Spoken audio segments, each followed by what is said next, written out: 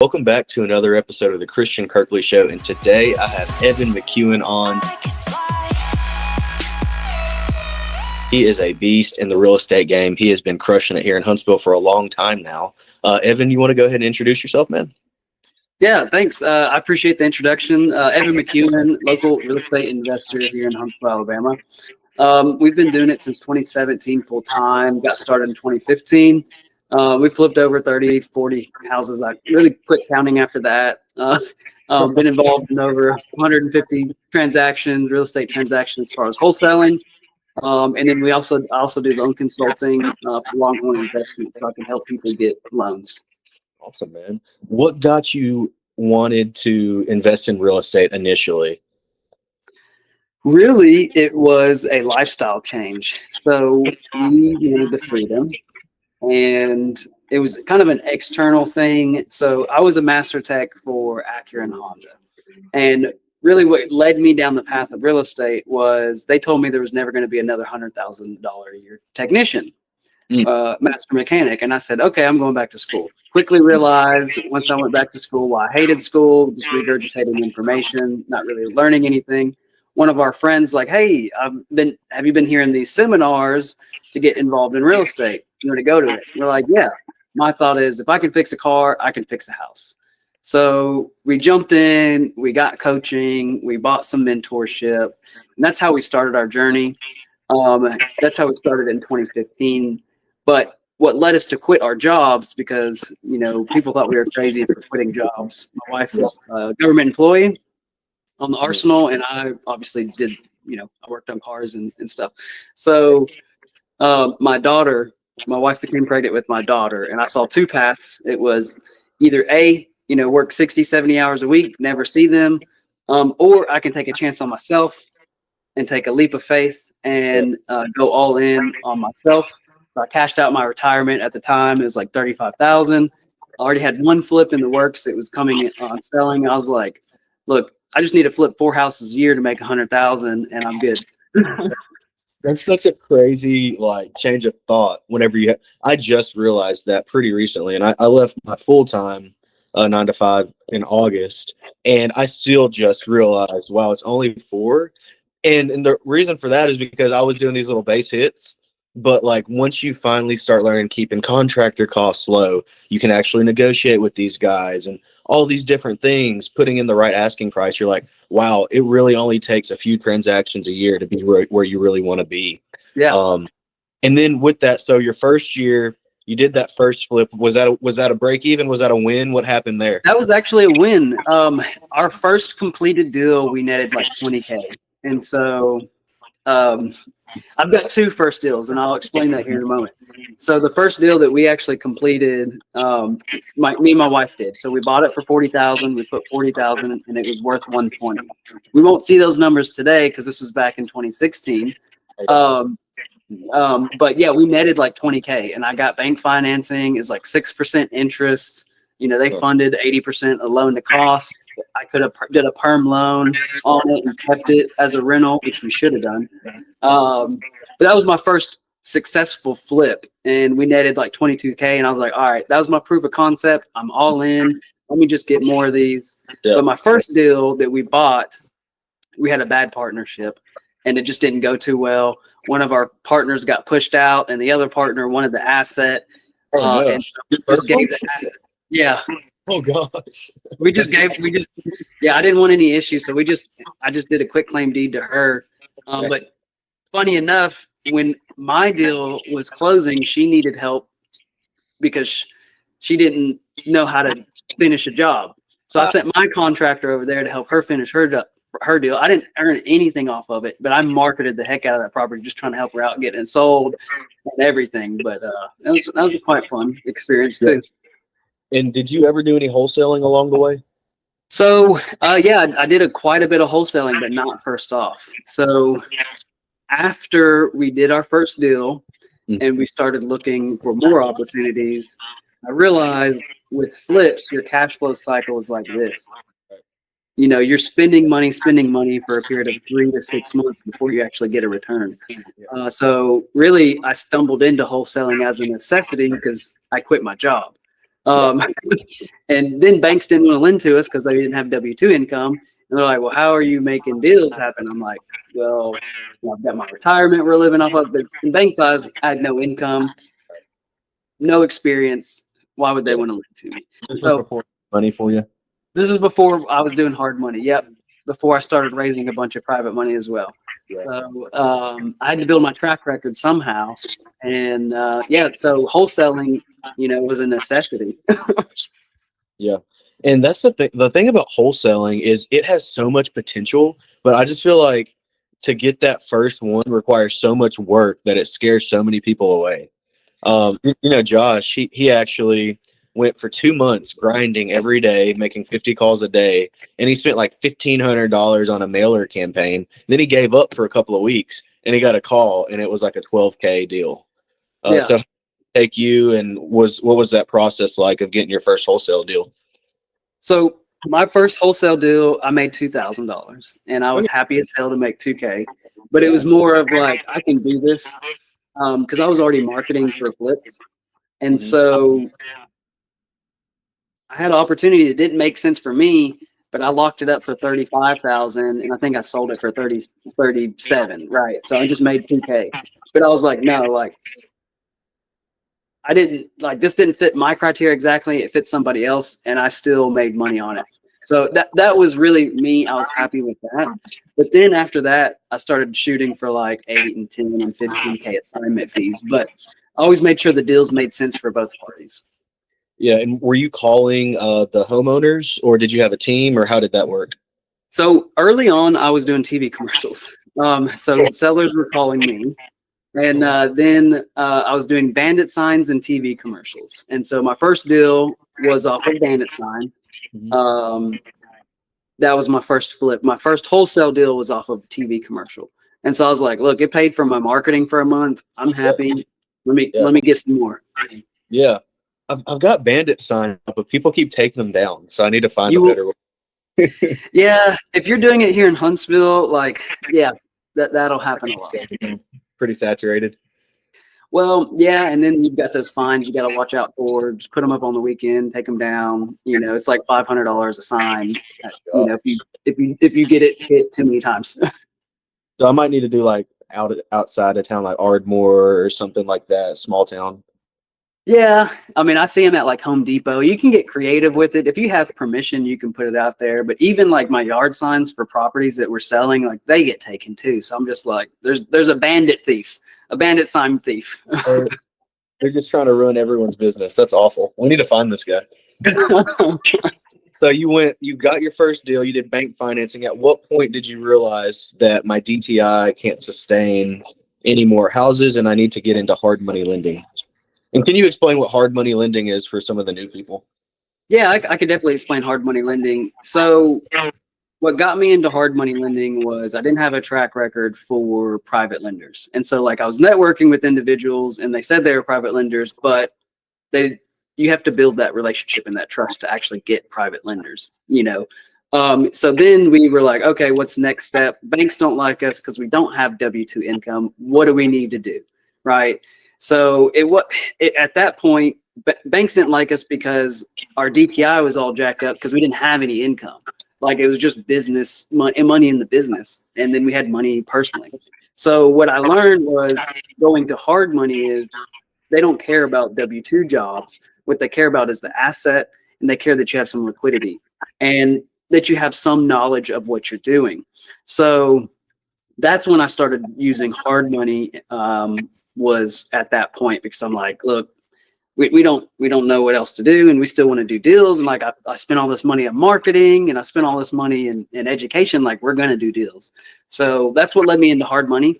And then really, my and my wife, we're partners, and I've got another partner, Caleb. So we just kind of used each other's credit. Whoever had the best score, we would use that to be the personal guarantee. So we kind of traded that off, and so that's when we started using hard money.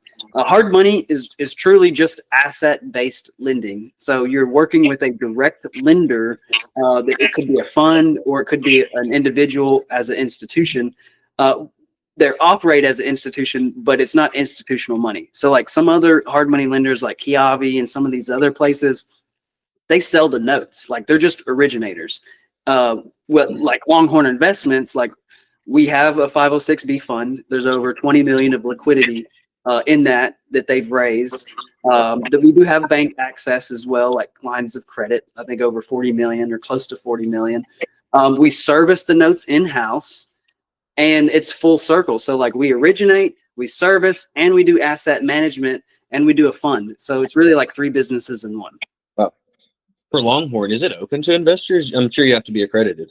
You do have to be an accredited investor, but it is open. Yeah, it's open for investments. They pay 10% returns. Solid. And what's that? 2 million in net worth?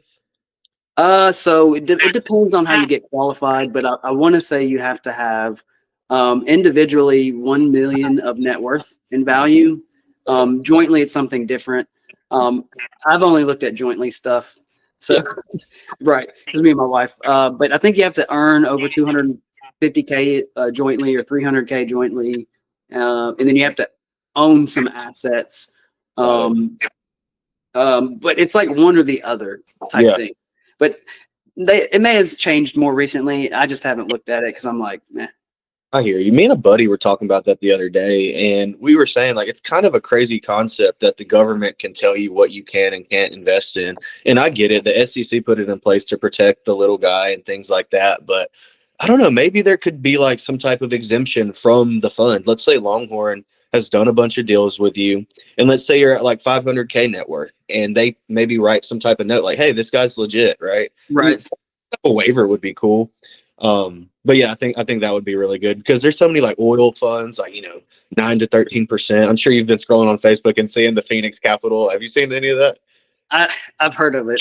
Yeah. So they're solid. And the thing about oil, not to get too off topic, is all the drilling costs you can write off your taxes 100% of the cost.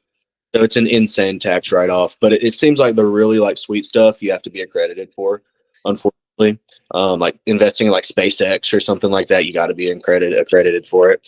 Well, they just don't want any blowback. And plus, when you're dealing with the SEC, because I've done a syndication myself, like you want to be careful, and you can only have X amount of non-accredited investors. So each investment opportunity can have unaccredited investors, but those slots may have been taken.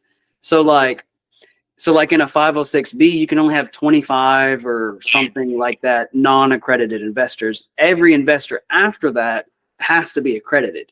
So it's kind of like you don't want to just fill everybody with non-accredited investors. You want to have a good sweet spot. So it could be a couple of different things. A, they just don't want to deal with it. So they're saying we're only doing accredited investors. It could be B, they've already filled those slots, so they can't do any more non-accredited investors. Or it's a combination of the both. Yeah, that could also save the investment manager headache too. If you're dealing with a bunch of, people with low net worth, then you're going to have more trouble. You know what they say, sell to the affluent. So, yeah. So there is things like that. Not all money is good money. So yeah. Goodness gracious. So at what point did you start raising good money, like private money, things like that? Well, it was kind of a natural attraction. So I didn't do a good job of it, but I tried to document what we did. And so like I would do Facebook posts and videos and stuff like that through my journey. And like really people started to reach out to me initially. So they came to me. But then I would also go to networking events and like I would talk to the individuals. But then once I got a certain level of experience, and really it was just me building confidence, then I was able to have a confident conversation with somebody that I knew and I had identified that they had said, hey, I'm a private lender. So then it was just opening that conversation. Like, hey, here's some of my previous, and this is how I do it. So here's some of my previous opportunities that we've done in the past. This is how we like to underwrite. This is how we do things. Here's my track record. If this is something you're interested in, we are always getting opportunities. I can send you something new. And then I send them old stuff first. They look at it. If they like it, they're like, yeah, send me something new. So next time I know I have something, I'll send it to that person. And then I've already kind of built that rapport and that relationship. Then it's maintaining that relationship after that. Yeah. And do you ever do do you start with a soft commitment or anything like that? Or how do you do that? Um, so for me, raising capital for our business, not Longhorn.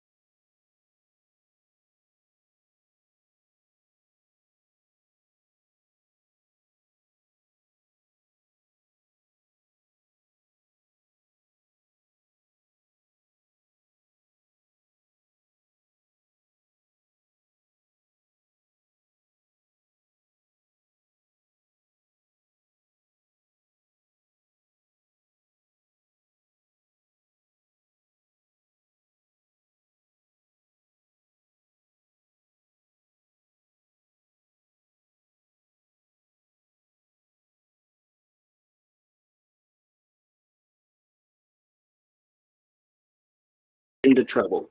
Yeah. Ultimately, it's the clients. They are there to make sure their clients are doing the best they can do, and they're there for their clients. That's it. I know it's insane. Like I thought that the agent would be excited to make this deal cheaper for the potential home buyer, right? Like, hey, because they're getting a little bit of a spread, right? And by lowering their agent commission, but they weren't hearing it. Every counter offer, they bumped their commission back to 3%, 3%, 400K. It's a lot. So it's like, okay, well, and then I did some research on it, and I saw that. And it makes sense. The seller's or the buyer's agent is selling this offer to the buyer in a way. So a buyer that has a offer at 3% versus 2%, that agent's going to fight so much harder for that extra 5 to 10K, because who wouldn't? We would, like it makes sense. But the agent also has to understand the sellers are paying a lot more right now than they were. Mm-hmm. And so if their client really wants to buy this house, are they gonna be the deal killer? And are they gonna raise their hand like, hey, I was the deal killer? No, they're gonna say the seller was not willing to negotiate, because this happened to us too. So we had on one of our flips, we had it listed for $315 price to sales in Madison City. We got an offer in for $300, and it was cash, and he wanted 3%. And I told Rachel, I was like, I'm not paying him 3% for a $300,000 cash offer. He thought this thing was the best offer since sliced bread. Like, this is great. This is your first offer is typically your best, blah, blah, blah, blah, blah. He tried to sell you. And my wife got into it. It's like, hey, like, we'll do this, but we're only going to pay you 2%. And then he was asking like, what are you making? And she's like, well, that doesn't have anything to do with that, because they've already agreed to pay me my commission. Why do I have to disclose that? I don't really have to disclose that, for real. So they kind of got into it. And then he came back because his client really wanted the house. We ultimately he came up to like 305, I think. And we ended up paying him his 3% commission. But then they wanted like all this extra repairs and stuff like that. And Rachel's like, no. If we're coming down like 10K, like, you're buying it as is, and if we're paying you a 3% fee, we're now shifting that money to pay you, not the house, not to do these repairs that your client wants. And so ultimately, we have to net a certain amount on this deal if we're going to come down a certain amount. Like, we have, in my mind, we have a no-brainer number, and so if I have a no-brainer number and we can just walk away and be done, I'm going to take that no-brainer offer. Now, if we have to work a little bit and get through it, well, I want to maximize that type of thing. Ultimately, they dropped the contract. We ended up getting another cash offer for $310, as is, no contingencies, and we went with that offer, and we closed in like 2 or 3 weeks. And so I'm like, your offer wasn't the best, bro. And we gladly paid the other agent 3% because she brought us a reasonable offer. And what's a shame is he ruined that deal for him. Person that he had a responsibility to, and now we have a bad taste in our mouth from that agent. He actually called us on another one of our flips, and we didn't even want to entertain their offer because we already knew how he was. Not even worth it, man. Like, you're ruining relationships over a few $1,000s. It's insane. Just greedy. I think people forget, like, real estate's a people business. It really is, like, for sure. Like, I mean, dude, we could learn the numbers and it's just bricks and mortar. All it is. You sit anyone down for a month, if that, they're gonna learn the ins and outs of the numbers and stuff like that. But dealing with people, that's like 90% of it, I would say. Like, being a decent person, treating people with respect, using basic manners, like stuff that kids know. Yeah. But and then one more thing on that with the little agent back and forth. We had one deal that they wanted $20,000. Well, no, it was $10,000 in concessions, and it was like one of our first ones. So we're like, oh, we have to do this, and we did it. And then this last one that we just did, they came with a laundry list, and we're like, no. Yeah. So we're like, oh wow, that's cool. We can actually say no to that, because the house wasn't as is. Maybe you can speak on this better. It wasn't as is, but we also got to decide what we did and what we didn't want to fix. That's usually the case, right? Like, you don't. It's all the case. Everything is negotiable. That's the thing. It comes down to like request to repairs. Like, I typically want to make like like us in our business. We want it to be clean, safe, and affordable. So like we'll do some repairs. I would much rather do repairs than have a buyer walk. And like I talk and Rachel talks with other investors. And they're like, well, we won't do any piddly stuff, but we'll do the major stuff. I'm kind of the opposite. I'll do as many nitpicky little things as you want to make you feel like you won. And then, but if it's big items like windows or like something like this, I'm like, no. That's part of home ownership. That's maintenance, right? You know, it's not deferred maintenance, but it could be maintenance. Like it's not a roof that's leaking. Like I'll fix a roof, right? Like I'll fix the stuff, but I'm not going to do just to do it. So we pick and choose as well. And every deal is different too. So keep that in mind. So you may be able to negotiate a better deal on one deal, but some, it might be hard nosed because every buyer is different too. So you have to kind of feel out the agent. You have to kind of feel out what is important to the buyer. And most agents nowadays, if it's in the inspection report, all they do is copy the inspection report and put it in a request for repairs. So it's like, what are you really asking for here? You're just asking for the moon to see what they'll do. That's a good point. That's good knowledge right there. So you plan on buying the same amount of flips going forward? Yeah, I mean, I like to have 3 to 5 going on at any time. So like, right. So what? Nothing's changing for you because of the market right now? I will say I am hard nosed on ARV. So I will not buy a property over 350,000. I would like to be sub 300 ARV, you know, in the affordable range. And then I'm not paying more than 250 for a house. So I would like to be 2.25, really. It's like, I mean, we've bought houses over 200,000. Like that's not a big deal to me, but the margins get tighter. So you have to be okay with it. So like if a house is worth 325 and I'm picking it up for 250, if it needs 50K in work, I might not really be too excited about that deal because I know I'll probably only net 10 or 15K. Like I just know that. But if it needs 10 or 15K in work, I would do that deal because I know my margins is like 30 or 35. That's a good point. And it's probably about time to start factoring in maybe a 1 to 2 month extension on our holding costs as well. You know, the good thing about Longhorn is now all new deals are 9 month terms, not 6 months. Solid. So you don't have to pay that extra. With Longhorn, but other lenders, I mean, you know, that typically it's 6 months. Yep. You know, I think Kiavi's like a year or something like that. So you definitely want to factor in your holding costs for a longer period of time. So like for me, I'll negotiate and try to get as much time on my deal as possible every time up front. But if I know if I sell it in a shorter time, I just made more profit. So like if I'm going to a lender and I think if I'm looking at the deal and it maybe take me 3 months to fix the deal and the average days on market is 45, I'm going to estimate I'm going to hold this property for 6 months. But I'm going to try to get 9 months to a year on my notes to where if I have to hold it longer and refinance out, you know, I'm not paying those additional fees. So I try to do that up front and then know that I can make money if I perform better quicker. That makes sense. Are you looking to do any single family burr rentals right now or mostly single family flips? If it really, I'm looking for anything that makes sense. So yeah, so if it's a burr and it hits our cash flow numbers, I'll do the burr. Now, if I run the numbers and it looks better as a flip, I'll do the flip. So I let the numbers tell me what is good for that opportunity. And we have stricter criteria for our rentals. So like I at least want a 15% cash on cash return. I ideally don't want to keep more than 10 or 15,000 in the deal.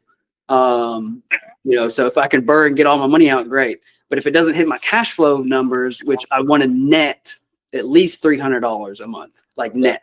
Yeah. So after PITI and I take off 20 to 25% of gross income, rent income off of that. So if I'm netting at least 300 and so it's got to check those boxes, right? So if I check all the boxes, or if it's like 3 out of 4 or 4, you know, 2 out of 4, we'll make an educated risk assessment based off of that deal, you know? But if the numbers work as a flip and it doesn't work as a rental, I'm gonna flip it all day. Like, I'm gonna fix it and sell it all day. For you personally, are you seeing a lot more flips for yourself or more rentals right now? We're seeing a lot more flips personally. Yeah, when I'm underwriting deals, they make more sense as a flip than they do as a rental, just because of the way the market is and the interest rate. Like, the best interest rate that we've gotten recently is 7.5, and that's with, like a 780 credit score. So, so our underwriting is a lot stricter. So it makes us look at other strategies, like either trying to buy, either subject to or buy seller financing, or even exit on seller financing. Depending on how we have the property financed from the beginning, or if it's free and clear type thing. So we will look at seller financing on the back end as an additional strategy, as well as rentals and flips, and also lease options too, because some properties kind of fit in between. Yeah, I still haven't done a lease option. I'm open to doing one of those one day. I want to get into more creative financing. And on the Longhorn side of things, so what I really like about you guys is y'all's LTV ratio is very solid. It's insane. Do you kind of want to explain a little bit about LTV and Longhorn a little bit? Yeah, so LTV means loan to value. And so it's a great way of saying we're going to loan you up to X amount of percent based off of the appraised value or market value of the property. So to keep numbers simple, let's just say you have a property that came in at 200,000. If you're planning on flipping it, because we have two different ways that you can do it. We have a 75% LTV option, which is a rental if you plan to keep it, and you have a 70% loan to value option if you plan to sell it. So we want to give a little bit more equity if you plan on holding it as an asset. So we think it is kind of a plus for somebody. They get a little bit better bump. But go back to that 200,000. If we're flipping it, so our max loan value will fund 100% of the purchase and rehab up to 70% of that 200,000 value. So your maximum loan value will be 140,000. There's two scenarios that can happen. If you're buying for 100 and it needs 40K in work, we will 100% do that deal. Mm-hmm. If you're buying for 120 and it needs 40,000 in work, our max loan value is still 140,000. So that $20,000 difference between your acquisition and rehab costs versus the loan value is going to come off your purchase price. We'll still fund 100% of the rehab. So your loan amount will still be 140 minus the 40,000 for repairs, leaving 100,000 to fund the acquisition. So all you have to bring is the 10,000 plus your the 20,000 plus your closing costs and origination fees. So that's how the scenarios work. A lot of the times for us, whenever we've used y'all, it's usually only like 10,000 for like a loan that can be up to 200,000. And that's just the points. So the points are just the origination fees. Another thing about you, I like about you guys, y'all have y'all's loyalty program, which is really solid. A lot of people don't have that, and it's insane. Like, we've looked at our term sheet, and it's like down payment 0. Yeah. That's the great thing about asset-based lenders. You're not going to find that anywhere else, because if you have a good asset and you can make your deal-making muscle stronger over time, you're going to be compensated in the form of not having to put a down payment. Exactly. And that's why we do it. And Longhorn is different because we're the only other lender that I know of that offers 100%, true 100%, right? So, people think it's BS, and that's like, no, if you have a good deal, it's true 100%. Like, other hard money lenders, it's like, hey, you have to put 10% of purchase, 15, 20% of purchase, but we'll fund 100% of the deal. We'll fund 100% of the rehab of what we think the rehab number is, not necessarily what you think the rehab number is. So, like, I've worked with hard money lenders where we've put 10 or 15% down, and I'll give them a rehab budget of 55,000. They're like, well, we'll fund 45. And I'm like, you cut out my contingency, man. And they're like, well, we expect you to cover that. And I'm like, okay. With Longhorn, we want to see the contingency in there because we know things happen. And so we want to make sure the borrower is prepared to handle uh-ohs. And so if you've got a fat contingency, 5, 10,000, whatever it may be, or a percentage of the rehab, we like seeing those things. And it really makes a difference because I know I've always overspent on my rehabs. And when we don't, I'm just like, thank God. I don't know what happened, but thank you. Everything lined up.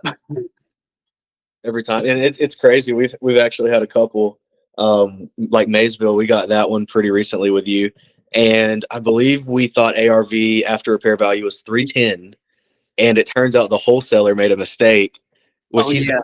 done a few times now, and I'm just like, please keep doing this. He got square feet wrong by like 500 square feet. Yeah.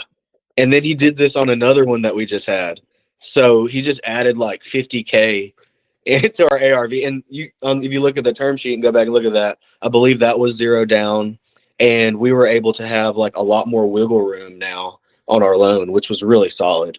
That's right. Yeah, because that one was, it's interesting because, you know, I never know what an appraiser is going to do. Like, I know how to run comps, but obviously their opinion matters the most. They have a license for it. And so I know how to comp properties. And so it's like, I always want to look at a conservative side, but I always want to look at an upside. And I always try to meet somewhere in the middle.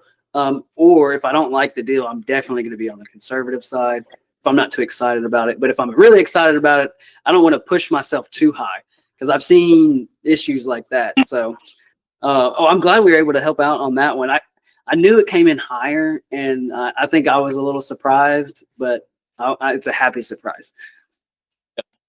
And then one more thing, man, on this before we wrap it up. So this is how I've been getting comps. You tell me what you think. So I will find renovated comparable properties in the neighborhood, and I will add in the calculator, for example, this house is sold for 120 square feet.